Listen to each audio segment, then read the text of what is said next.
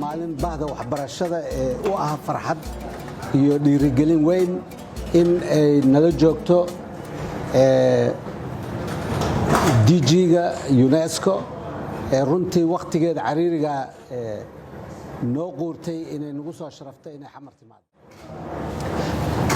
UNESCO sidaa ka warqabtaan waxaa weeye UN-ka hay-adda ugu qaabilsan waxbarashada, aqoonta iyo dhaqanka.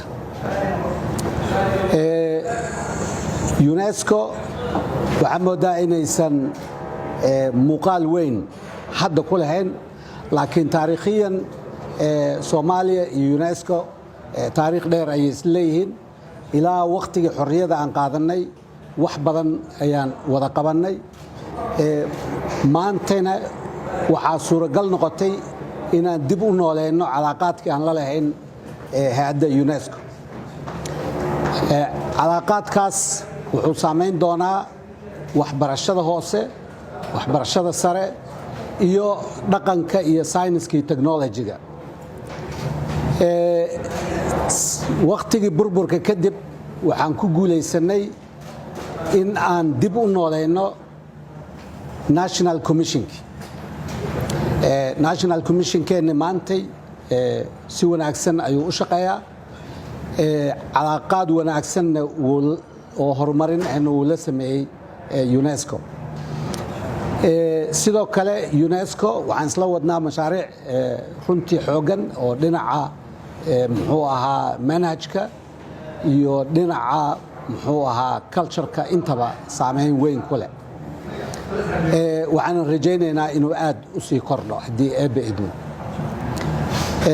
maantay waxaan jecelahay inaan aad uga mahadceliyo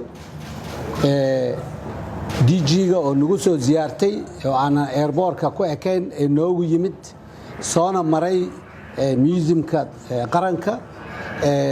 muxuu ahaa maantana heshiis halkan nogula galay. runtii waxay dowlad ahaan noo tahay tallaabo aad u weyn oo hore u qaadnay ayay noo tahay.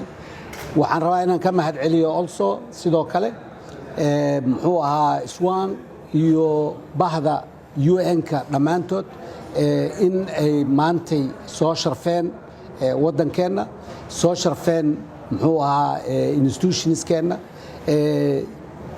muujiyeen inay na garab taagan yihiin. waana ka mahad celinayn. waxaan ku leeyahay soo dhowow, waddankaagi waaye.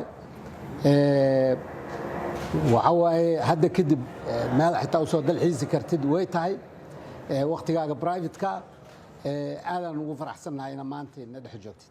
waa mahadsantahay.